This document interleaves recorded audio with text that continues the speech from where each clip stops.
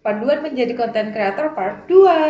Hai, welcome back to my channel. Untuk yang belum tahu, hai, kenalin aku Denti. Di sini aku membahas tentang rules atau step by step menjadi konten creator. Untuk yang baru lihat video aku, jangan lupa di-subscribe terlebih dahulu supaya tidak ketinggalan informasi lainnya.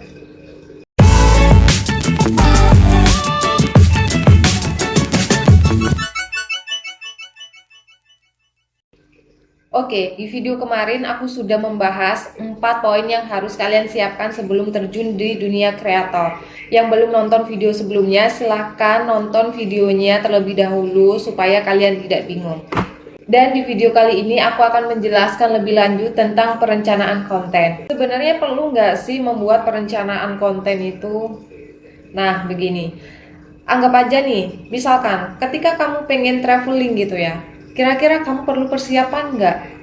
Mulai dari kamu pengen pergi kemana, terus nanti kamu di sana berapa hari, kamu naik apa, terus di sana itu mau ngapain aja. Nah, semuanya itu kan butuh perencanaan. Sama halnya dengan ingin membuat konten. Jadi perencanaan dalam setiap kegiatan atau aktivitas apapun itu selalu dibutuhkan ya teman-teman. Nah, sama halnya ketika kamu ingin membuat konten, kamu harus mempersiapkan langkah-langkah penting untuk memastikan bahwa konten yang kamu hasilkan itu nantinya akan konsisten, relevan, dan sesuai dengan tujuan kamu. Nah, maka dari itu, ketika kalian mau bikin konten, perencanaan itu sangat diperlukan ya teman-teman. Aku sudah merangkum beberapa hal atau beberapa langkah yang bisa kamu gunakan dalam merencanakan bikin konten. Nah, yang pertama, kamu harus menentukan tujuan dan sasaran yang tepat.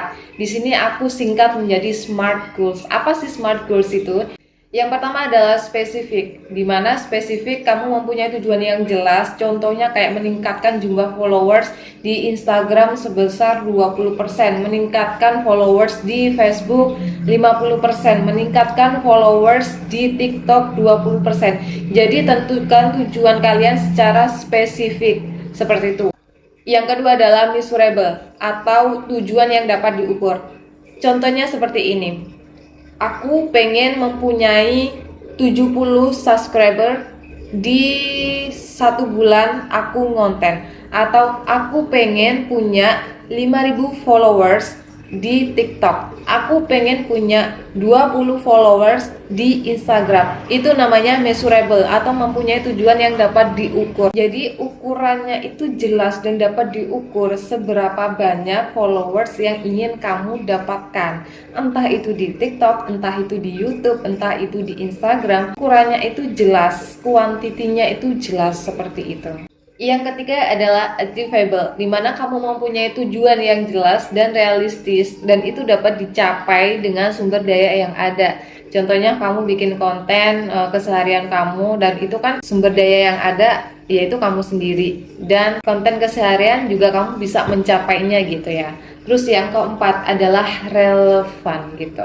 Apa sih yang dimaksud relevan itu? Jadi yang dimaksud relevan adalah tujuan kamu itu relevan dengan visi dan misi yang kamu buat sebagai content creator gitu. Jadi harus sesuai gitu ya, harus selaras, harus setujuan gitu ya. Dan yang terakhir adalah time bound. Maksudnya gimana sih time bound itu?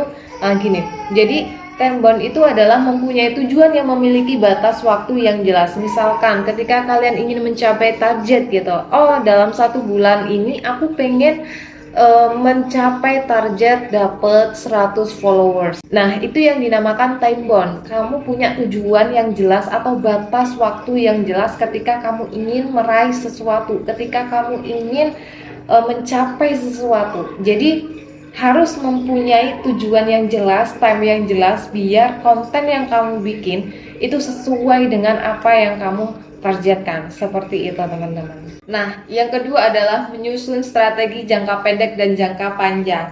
Buat rencana konten untuk mingguan, bulanan, atau buat tahun depan, yang mana mencakup berbagai topik dan format konten.